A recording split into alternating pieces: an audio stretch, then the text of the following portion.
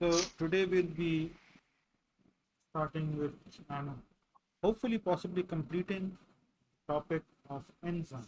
So that is 2B1 in the Edexcel textbook,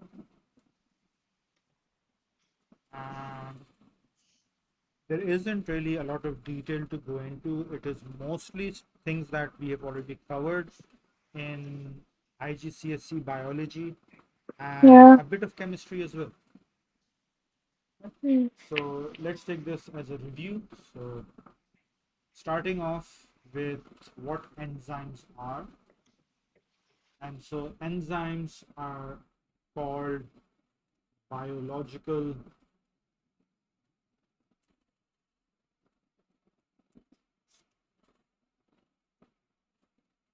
catalysts. Right now, the reason they're called catalysts is because a catalyst is a substance that speeds up a reaction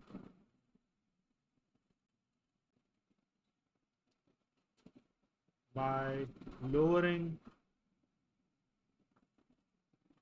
the activation energy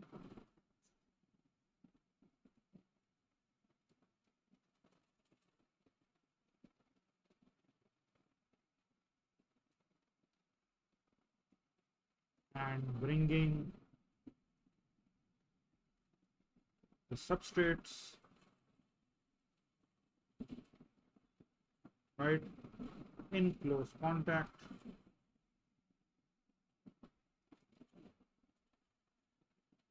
A catalyst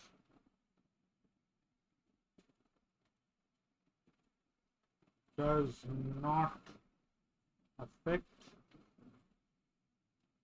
the equilibrium of the reaction,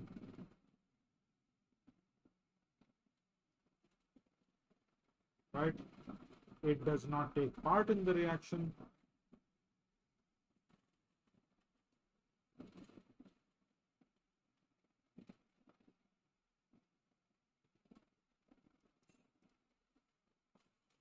and is conserved at the end. So you get the catalyst back,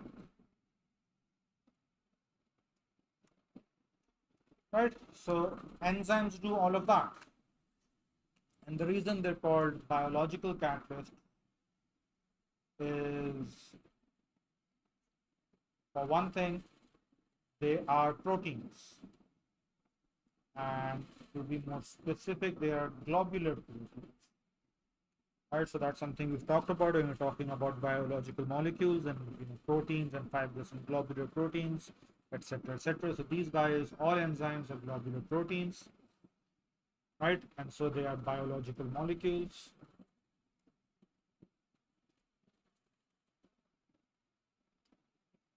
Plus, right, they are found and present and active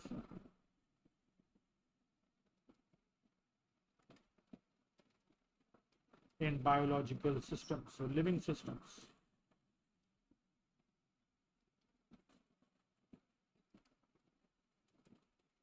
right? And so these guys are biological molecules in living systems that speed up the rate of reaction, or right, speed up the reaction without being involved in the reaction itself by lowering the activation energy and bringing the substrates into close contact. Right, a bit of detailed definition over there. That's basically what they are. Now, why do we need enzymes? We need enzymes because, right, theoretically, the reactions occurring in living systems,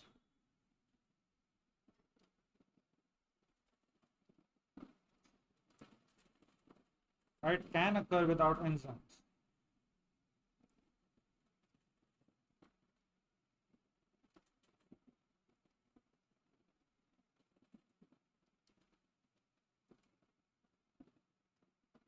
But,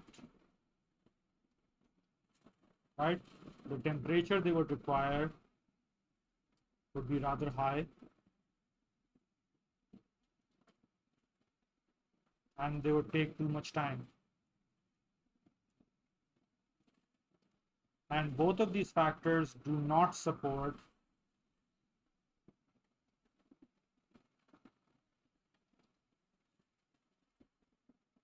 life. So, if you've consumed a certain food which has carbs, fats, and lipids, well, say carbs, proteins, and lipids, uh, they would break down, right? And then absorbed and moved around the body, and then respiration, everything. But if enzymes weren't around, the time it would take and the temperature that would be required for the breakdown to happen, right? The temperature would be very high, and you as a living organism would not be able to survive at that temperature, right? And then the time taken would be so long that by the time it actually happens, you'd be gone, right? Because you need that energy now, you need it quick, and you need lots of, right? And so almost, in fact, all metabolic, right? All metabolic activity, reactions, actually, in living organisms, in living systems, are enzyme catalyzed.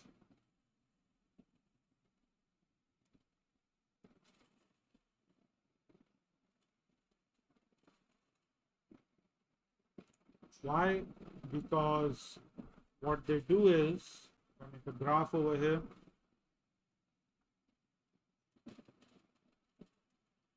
Perfectly straight.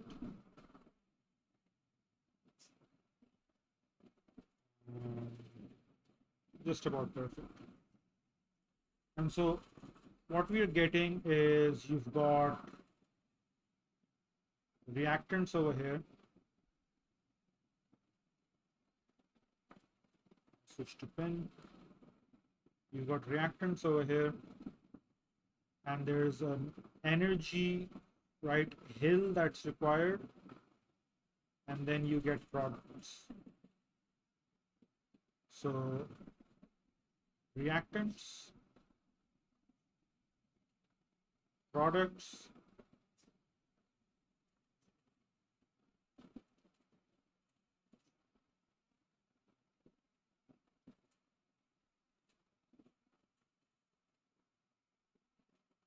right, and this is the activation energy.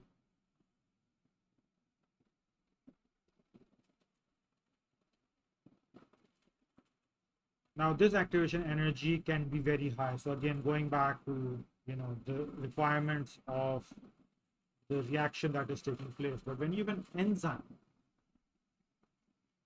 what happens is that activation energy is significantly lower. Something like that. And you can see that's like a huge difference.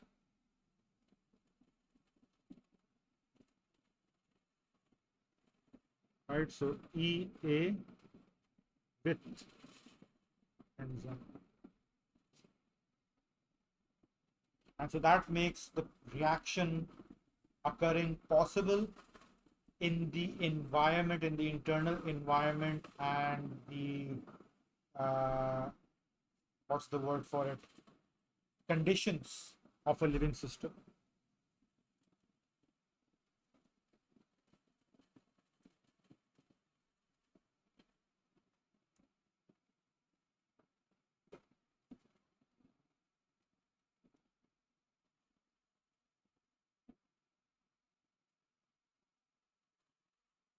Possible in the conditions inside living systems. So if we take human beings, for example, our core body temperature is 37 degrees centigrade, right? The optimum temperature for enzyme, okay, we'll get into optimum later, right? And so right? Maybe digestion would require our body temperature to go up to 70 degrees.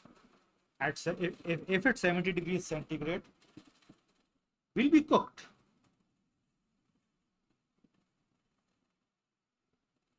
Right? So before the food actually becomes something useful for us, we are going to become food, right? Nice, roasted, and all that. And so enzymes make it possible for that process of digestion to occur at an 70 is like a random figure I pulled out, right? So a high temperature. So just taking that example, enzymes make it possible for that reaction to occur at half the temperature, right?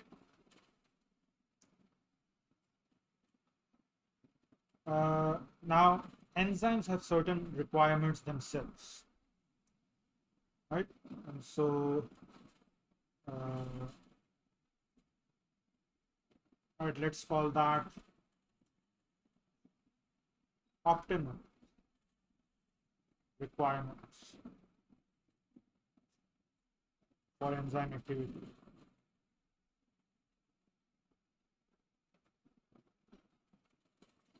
So first off, as you already mentioned, is temperature.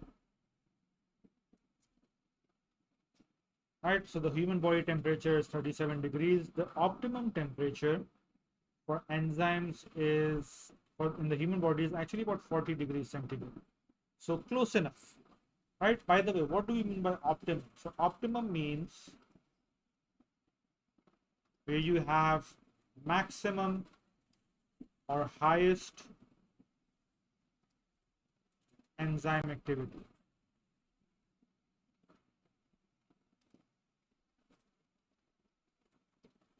Right, so the enzyme is working at its full potential.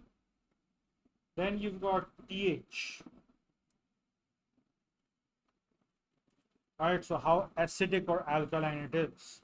Now the pH varies, right? The pH inside in the blood and the cells is about neutral, so it's anywhere between 6 to 8, right?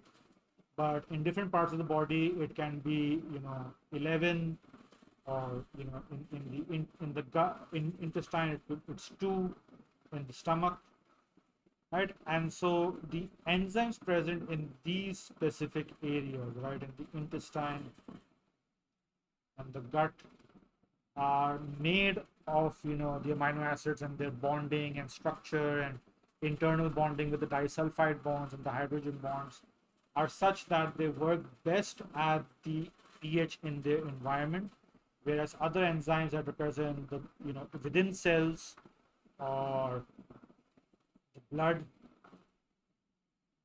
right, are more tuned to working in that particular environment, right? So if you have, for example, pepsin in the gut, and it is right fine tuned to working at 2.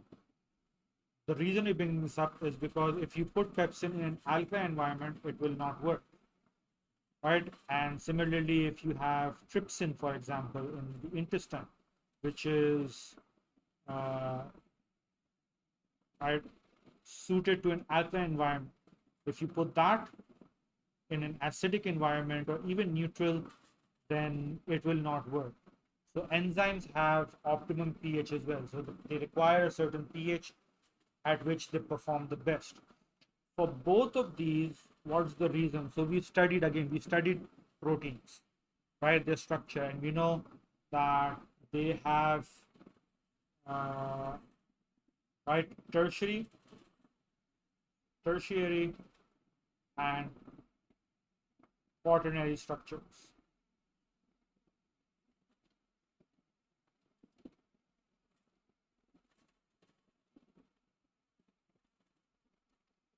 And within these, primarily what we're concerned with are the hydrogen bonds and the disulfide bond. And so when the temperature increases, you're putting in more heat and more energy, and that would break the hydrogen and disulfide bonds, right? And that would cause denaturation, as we've talked about earlier. So to denature the proteins, and the enzyme is a protein, So it would denature the enzyme, and so it will stop working. Similarly for pH, because pH depends on, right, the hydrogen ion or proton concentration, and so again that would affect the bonding. And if it's too drastic, and again too drastic being a relative term, right, it depends on how sensitive the enzyme is to changes in temperature and pH. Some enzymes work over a range while others are very specific.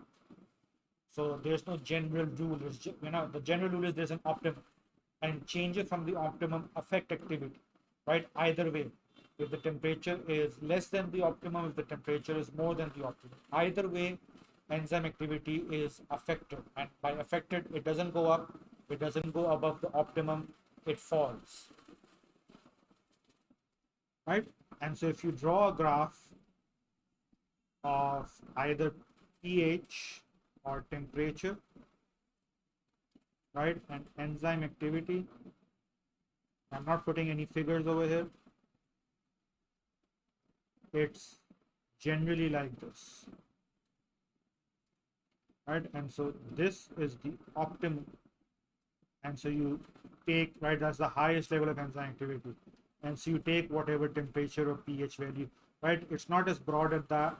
It could be steep, right? The range could be less, but just to give you a general idea of what it looks like.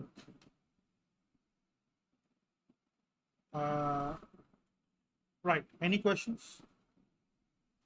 No, sir. Right, all It's sim pretty basic. yeah, it's straightforward. It's Yeah. okay. How do enzymes work?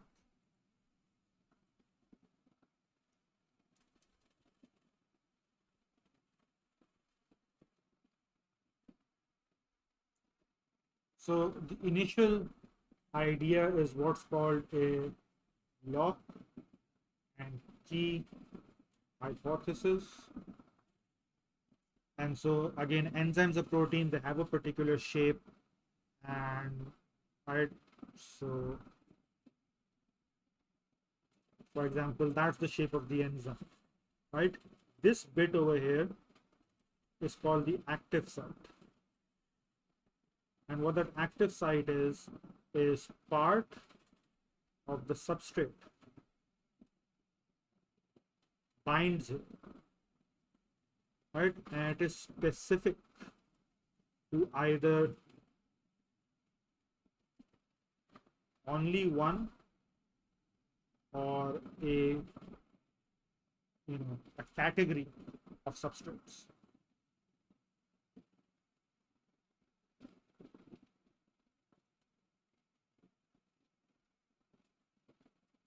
So not any substrate can come and fit over here. Only substrates that are complementary to this active site. So you may be having something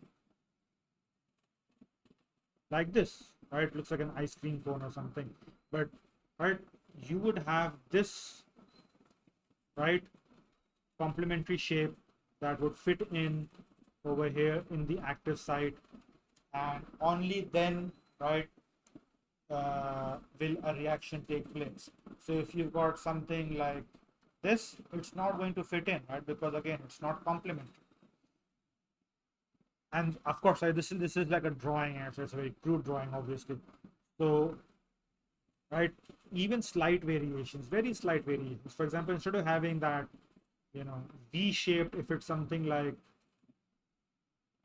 just that slight variation over there, that's going to change specificity, so that will give it specificity.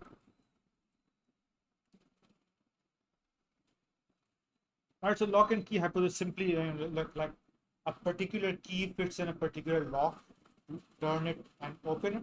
Same thing for substrates and enzymes, right?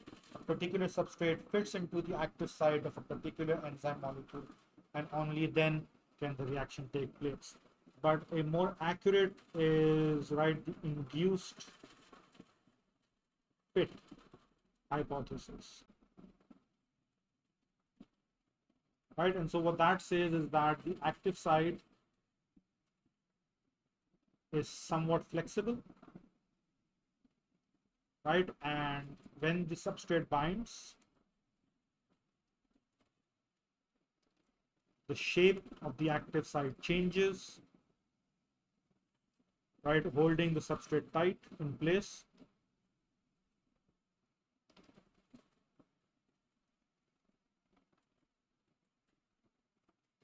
And allowing the reaction to occur. Now, this does not go against specificity because, right, even if there's flexibility, again, only a substrate with a shape that is complementary to the shape of the active site will be able to bind in, even though there's flexibility, right? Enzyme reactions are reversible. Well, I mean, depending. So you've got enzyme plus substrate, and then shorten those arrows so I've got space, right? And when they bind together, they give you an enzyme substrate complex, and then you've got enzyme and product.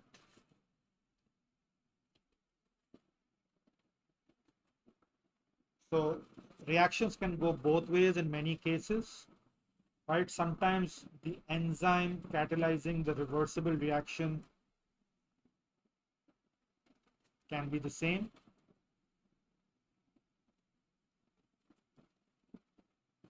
or can be different. It again depends.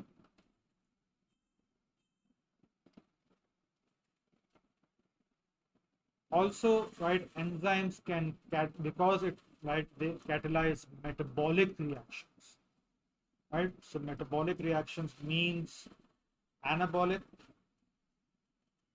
and catabolic both, right? So they can catalyze where bonds are made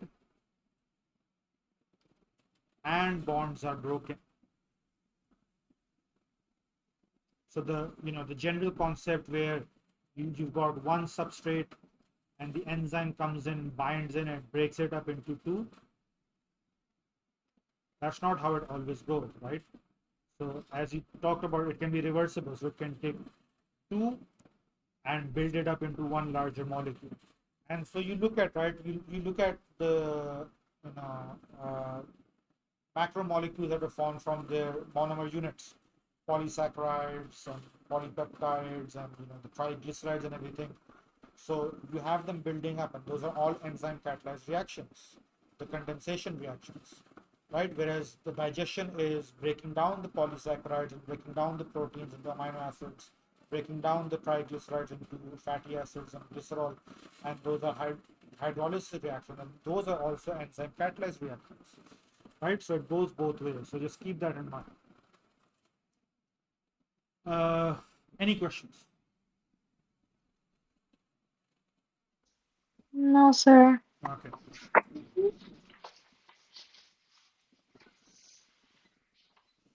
Uh, right. So some other factors that affect enzyme activity, right? We've talked about pH and we've talked about temperature that's given. Oh, by the way, I should modify the heading to 2B1 and 2, right? So I'm not going in the order of the chapter, but I'm covering all the material there. And so we've talked about how pH affects enzyme activity and how temperature affects enzyme activity. One thing they've given about temperature is what's called the temperature coefficient.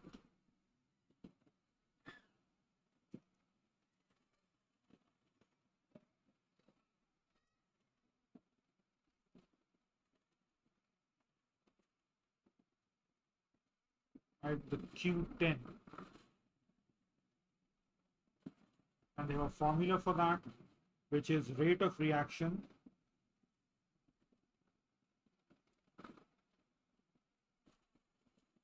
at a temperature x plus 10 degrees centigrade divided by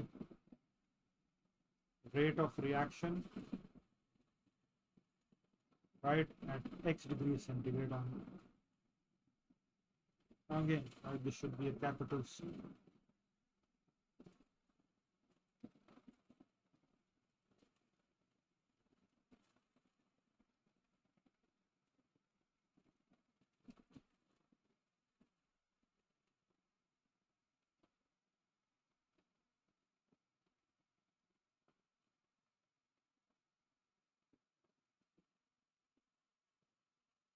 And so what they mention is between 0 and 40 degrees centigrade, right? The rate of enzyme reaction doubles for every 10 degrees centigrade rise in temperature between 0 and 40, right? Now we've talked about the sensitivity of enzyme to temperatures, and if it goes above 40, it will start to denature uh, and become useless. And well, you'll start to denature, and you stop being around at very high temperatures as well. Right, most living organisms do not prefer those high temperatures. Uh, right, and at temperatures lower, right, not the bonds as we talked about won't necessarily be affected, but the energy of the system would be so low, right, at low temperatures that it would not favor the reaction. So possibly not denaturation that's going on, but the low energy of the system will, right, not allow for the reaction to occur.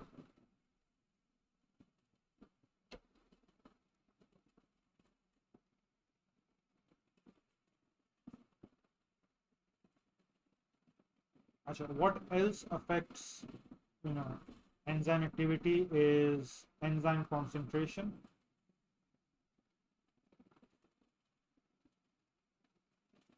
and substrate concentration.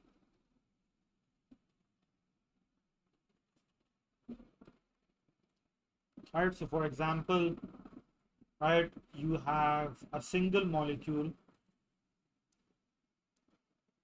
of enzyme, right, in a substrate, and the substrate has like thousands of molecules. And so this enzyme will be working at maximum capacity, right, until it becomes saturated, meaning, right, it's binding to substrate and producing product as fast as it possibly can, right? It can't work faster than that. And so the rate will become limited due to enzyme concentration, right? And so you put in more enzyme, right? And so the reaction becomes faster because now you have more enzyme molecules interacting with more substrate molecules, giving you more product. But there again might come a point where all the enzymes, wait, sorry, not all the enzyme molecules, right? There's no more substrate.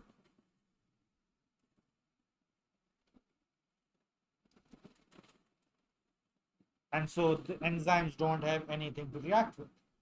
And so this tells us that if there's a lot of substrate, right, that would help the reaction move forward faster because the enzyme has something to do. But then it will become limited by how much enzyme there is, because a single molecule can only do so much. How much it can do really depends on the kind of enzyme we're talking about. So, right, most enzymes can catalyze thousands of molecules per minute, right? And certain enzymes, for example, the catalase, right, which converts hydrogen peroxide to water and oxygen. So, right, that's a balanced equation. And this can catalyze about how many million? 6 million. So 6 into 10 to the power 6 molecules of hydrogen peroxide per minute. That's a lot, right? That's like a million every 10 seconds, right? So 100,000, if I'm not mistaken, per second, if I'm doing the math correctly.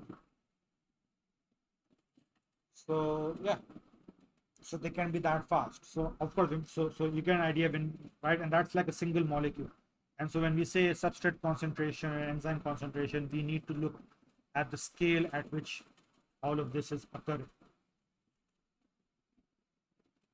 All right, am I missing anything?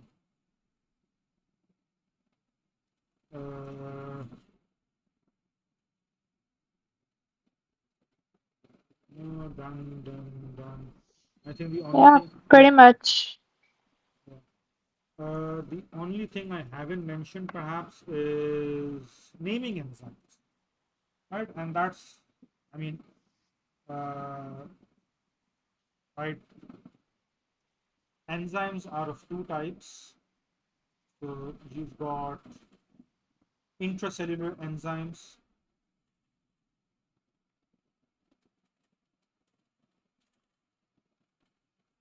right, which work within cells, such as DNA polymerase. So you're not going to find this guy moving around in the blood. And then you've got extracellular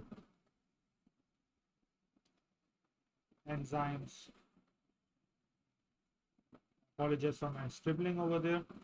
And so, for example, right, lysozyme is an enzyme found in tears, right? So it's produced by a gland uh, around your eye, and it's present in tears, and it's also present in the lubrication part, of your eye, and it basically, right, breaks up the bacterial cell wall. So it's a defensive mechanism of the body.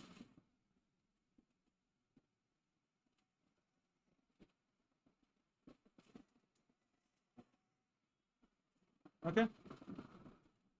Yes. So, right, it's an extracellular enzyme because it's released outside the cell. Now, outside the cell could be the blood, into a cavity, like you put amylase in your mouth for digestion of starch, or pepsin in your stomach, right? Or it could be, in this case, being released outside. Then you don't have any of those, but right, it is an example of something that's being released not only outside the cell but also outside the body. The naming of enzymes, right, is something, right, we've got three types of names, uh, right, the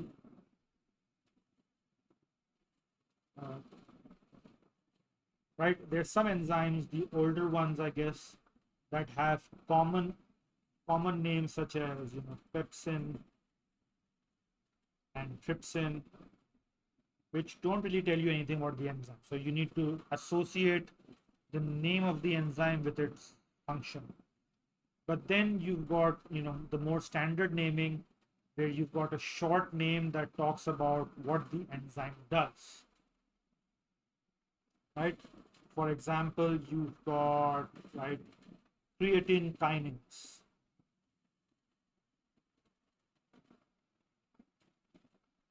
It's an example from the book, right? Or, right, amylase.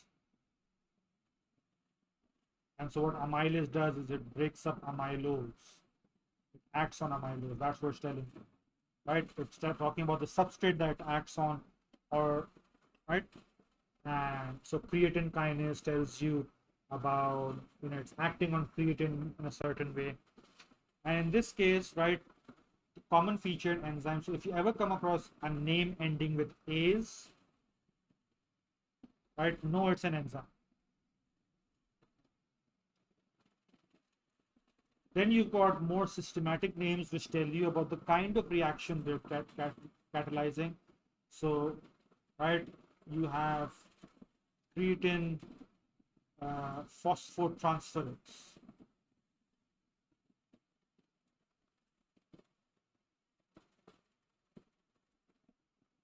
Right, so it's working on creatine and it's transferring a phosphate group. So it's more informative. It's a longer name, but it not only tells you what its substrate is, but it's also telling you the type of reaction it's catalyzed. And then the classification numbers, so those are some codes, like the examples we've given, EC uh, 2.7 dot, I don't know, 3.2, like an IP address. And so those are like for more scientific or cataloging purposes. And so that's just, because they've given it, right? I've covered it. uh, Obviously you won't be asked to name enzymes as in naming something new, but you will come across the names of number we already have, and you will come across names of multiple more enzymes over the course of the syllabus. And so that gives you an idea, right? It makes it easier, I guess, to remember what that enzyme is actually doing, as compared to just, oh, pepsin, what does pepsin do? Well, it has nothing to do with Pepsi, right? Absolutely nothing to do with Pepsi, right? Okay. And yes, I do believe I've covered about everything there is to talk about in these two chapters. Any questions? No, sir. Right. And so tomorrow, right, since we're done with this and rather quickly, that's a good thing.